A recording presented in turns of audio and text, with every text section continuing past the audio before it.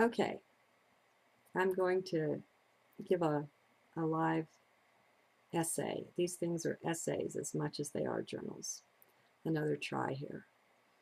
I'm going to give you, with this one, a link to a 2-hour interview of Jordan Maxwell.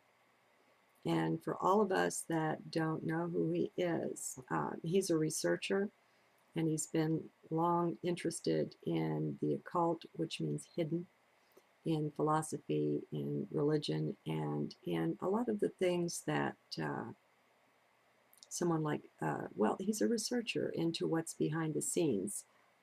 He is the mentor of Michael Tsarian, and so maybe some of you will have heard of him.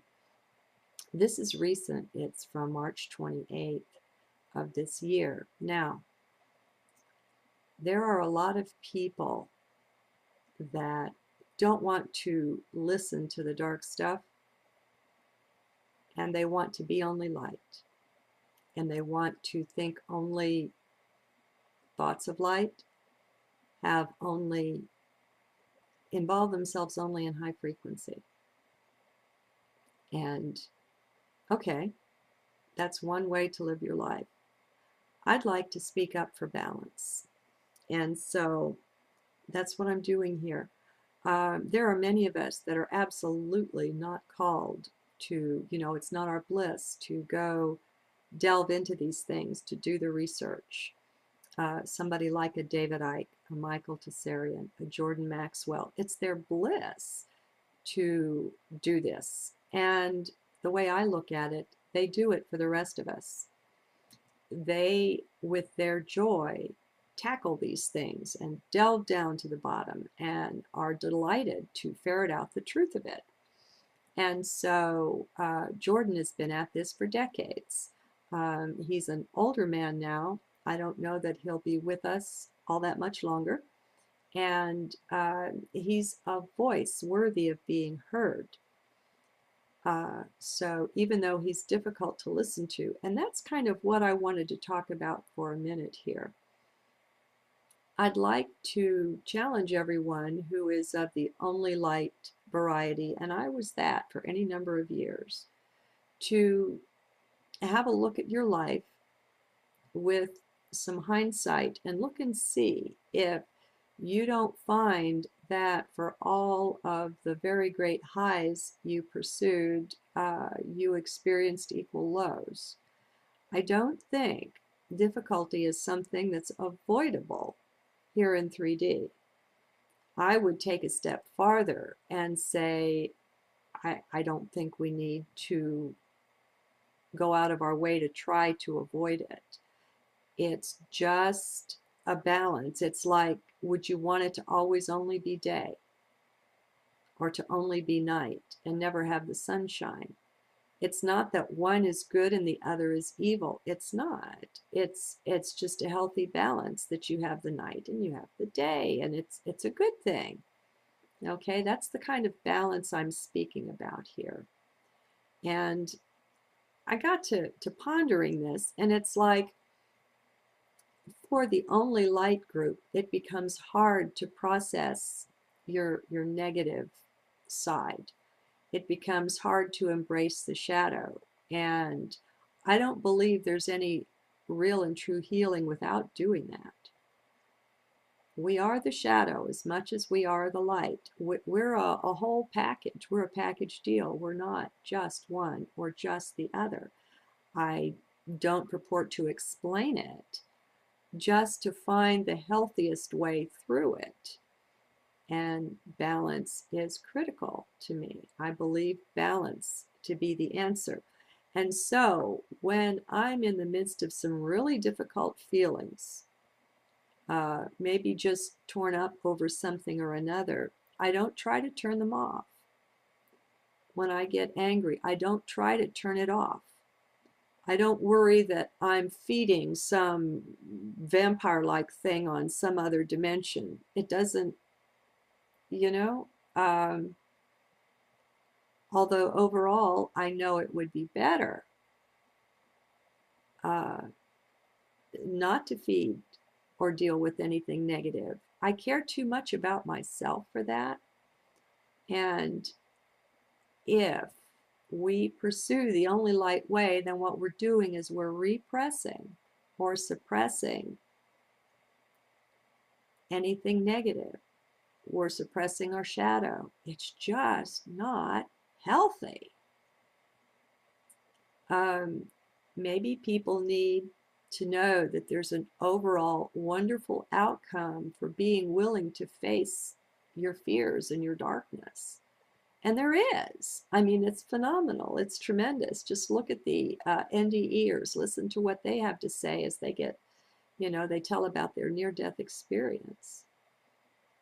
It's grand and it's great and it's wonderful. And the dark isn't really so dark as we think it is. It's just not. It's just not. And it seems to be here and now. But what I find is that I do myself way more damage by suppressing my difficult feelings than by just letting them have a voice, letting them speak. Because as I let the feelings arise, the words flow, or the tears, or whatever it is. I mean, I'd say probably 90% of the tears I cry are tears of love, of joy, of overflowing, of good stuff, okay? But, I get mad too, and I cry too, and I have, like I shared recently, I recognize now that I've been in a pretty intense depression for some time. I just find it really, really healthy to let the shadow speak to me, because that's me in there trying to communicate with me. We can even look at it in terms of the inner child. I guess that's kind of old these days, but it can be a really useful way to work with yourself, because if you were terribly abused at a very young age, and if you never really healed from that, what that amounts to, or can be seen as, is that you've got a little child in there somewhere that's still hurt, that still doesn't understand, that still hasn't been comforted and been helped to work through that. And if you'll just let the negative stuff have a say, if you'll just listen to yourself, give an ear to those thoughts and those feelings, real healing can come, real understanding. At the core of everything is love with a capital L. It's divine love. And it's the cement that holds everything together. There wouldn't be any manifestation at all if it wasn't for divine love. And so no matter how crazy it looks on the surface, no matter how things seem, I'm saying get below the surface. Get deep into yourself. Turn your eyes inward. And be willing to look at and listen to those things that maybe you don't want to listen to. Maybe you would rather watch a movie or anything, but lend yourself an ear. We're healing now, and in a way, we're being forced into it. It seems to me that frequencies are rising, and that's kind of a force play. And it's not like it's optional. Oh, I think I'll opt out of whatever this, latest thing is. It's just happening all around us. And so the rising in consciousness that some are calling ascension, it really doesn't have to be called that. It's just a physics, a kind of a rising in frequency that's going on, is not always comfortable. And I think if we want to keep up with it, we have to be willing to do some more embracing of the difficult things. What it amounts to is a listening to yourself, and what it can amount to is a listening to your higher self. We're being helped. We can't see our helpers right now. For whatever reason, our eyes only see a certain small frequency band. We're being helped. More and more of us are getting to where we can sense these helpers, even if they can't be seen, or sometimes there's a flicker somewhere in your vision, off and off to the side, you know. For many years, I've seen little specks of light that will pop into my vision, you know, to where they can be seen and then out, and they'll just stay there for maybe a second or two and then go, and they're almost always in somebody's aura, and at the time that person is in a good place, and they can be beautiful colors. I've never seen one that was multicolored. There's only one time I've seen something that was multicolored. Boy, I'm really just going all over the place here. But I remember seeing something that didn't even look of this world. It was so beautiful. It was about yay big around, or bigger, maybe 3 feet. And it was a sphere. And it was a combination of like a royal blue and a purple, or a violet or something that we don't have here.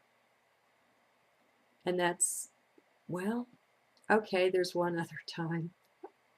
I don't know what the purpose of all this is, but I was saying my prayers one time. And this is back when I was an only lighter. And, you know, I don't regret it for a moment. It was a beautiful couple of decades in my life. And there were a certain number of prayers that we were supposed to say morning and night. And these were prayers for protection that I was engaged in, calling upon Archangel Michael. And I got tired. And so I laid down on my bed. On top of it, you know, I didn't tuck myself in, but I just laid down on top of it to finish them out. And as I did so, suddenly I found myself in a space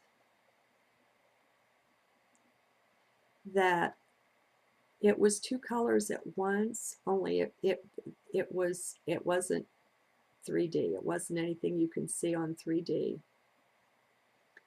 It was like golden and pink. And so together, sort of, kind of, it was like a peach color. And the air and everything. See, I was inside. My eyes were closed. And so it's not that I was seeing this in the room. I went into another space, and the air and everything had this beautiful golden pink hue. And I was standing there in the midst of it, looking around and thinking, this is so strange, when I popped back out. I later learned that there was, or is, I don't know, this hasn't happened to me again, but there's supposed to be not just the heart chakra. There's supposed to be one called the secret chamber of the heart. And its color is listed as golden pink. So I figured maybe I just somehow popped into that space. Oh my God. If this isn't the craziest journal I ever did, I think I'm going to call it a halt here, because I forgot what I was talking about, guys. But hopefully, maybe this will at least provide some amusement for some. God bless. Okay, I guess I got over my embarrassment. I'm just different, you know? It's just different. And the way I used to do this, whatever. Okay, so I was talking about being willing to look at the darkness. And what I think I want to say is that as we stand in heart, as we come from our strength and the strength of our being that's there, that's where all the magic is. That's where the portal is to, I mean, you're not in time space. When you're in heart, you're everywhere, every when. And it's awesome. What do they call it? You're in superposition when you're in heart. So if we're willing to be in heart and to greet the dark stuff as it arises and just listen, just observe it like everything else. Let it be. Let it say its say. Let it do its do. And just watch.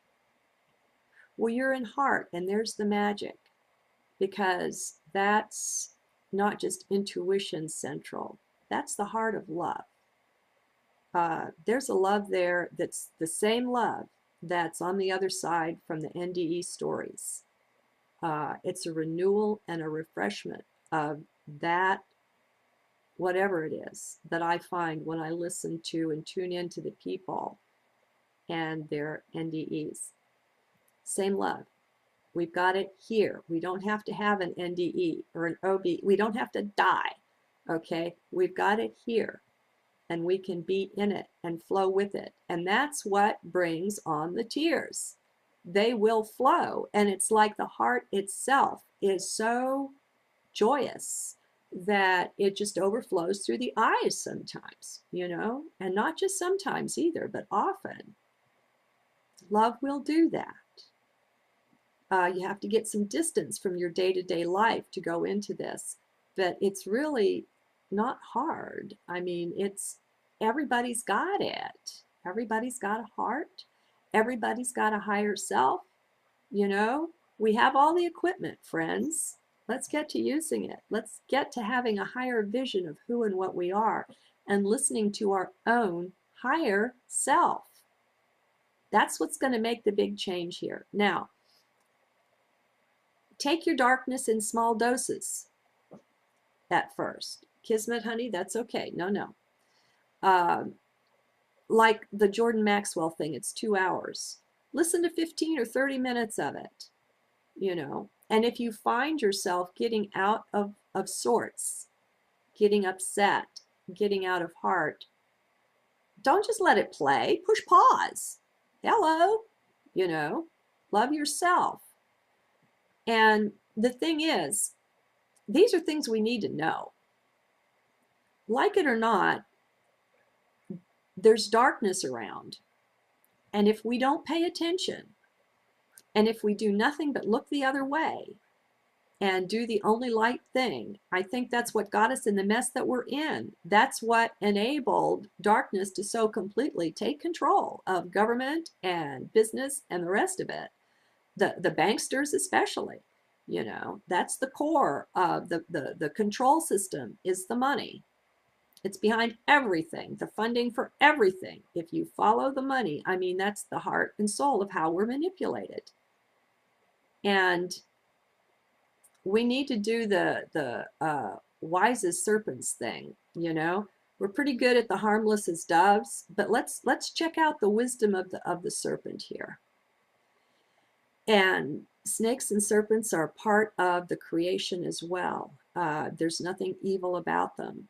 I think it's what's that? A mosquito is responsible for more deaths than anything else on the planet, including war and, you know, everything. So these are beautiful beings.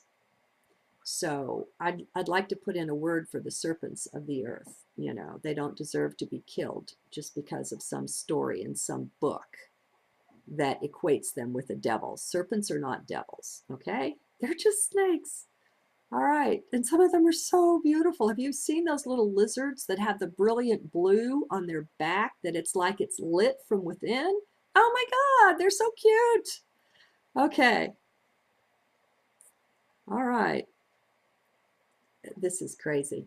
Okay, so if and as we stand in heart and just be and just watch from there and just listen. We don't have to go do all the research. We don't have to go delve into all this stuff because we don't want to and we wouldn't do it anyway. But I think we need to give people like Jordan Maxwell our ear so that he has done the work, done the research, digested all of this over like 40 years or something. You know, he's been doing this work. He's a man to be admired. And as he'll tell you in this interview, over the course of it, he's lost everything. So often when someone speaks for truth, that's the way of it, you know, because the dark forces don't want you doing that. And I'm not a believer in coincidence, okay? I'm just not. And so every effort is made to get someone like that to shut up. And the good ones won't. The thing is, love is the key. Love is the answer to every question, to every problem. Now, love isn't the huggy smoochy thing I'm talking about. Love with a capital L is divine. And the closest I think we can come to seeing how it will act is the love of a parent for a child. And anyone who's been a parent knows that love is sometimes stern. You know, love meets the need of the hour, whatever that is. Love is out for the very best possible outcome for all concerned. That kind of love. That's what we have. That's what we are from our core. And we can touch bases with that in heart. That's the place to listen to this difficult stuff from. Process a little at a time if you can. And let yourself feel your feelings, for goodness sake. You know, it's by embracing the shadow that this thing will be won. And the reason it will be won is divine love. How it will be won is divine love. And the shortest distance to that is to be in heart while you do this work. There. That's a reasonable conclusion. Good day.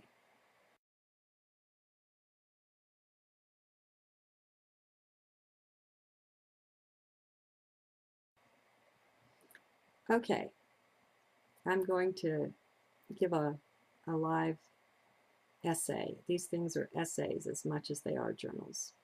Another try here. I'm going to give you with this one a link to a 2-hour interview of Jordan Maxwell. So maybe some of you will have heard of him. This is recent. It's from March 28th of this year. Now, there are a lot of people that don't want to listen to the dark stuff, and they want to be only light, and they want to think only thoughts of light, have only involve themselves only in high frequency. And okay, that's one way to live your life. I'd like to speak up for balance. And so that's what I'm doing here. There are many of us that are absolutely not called to, you know, it's not our bliss to go delve into these things, to do the research. Somebody like a David Icke, a Michael Tessarian, a Jordan Maxwell, it's their bliss to do this. And the way I look at it, they do it for the rest of us. They, with their joy, tackle these things and delve down to the bottom and are delighted to ferret out the truth of it. And so Jordan has been at this for decades. And for all of us that don't know who he is, he's a researcher, and he's been long interested in the occult, which means hidden. in philosophy, in religion, and in a lot of the things that someone like, well, he's a researcher into what's behind the scenes. He is the mentor of Michael Tsarian, and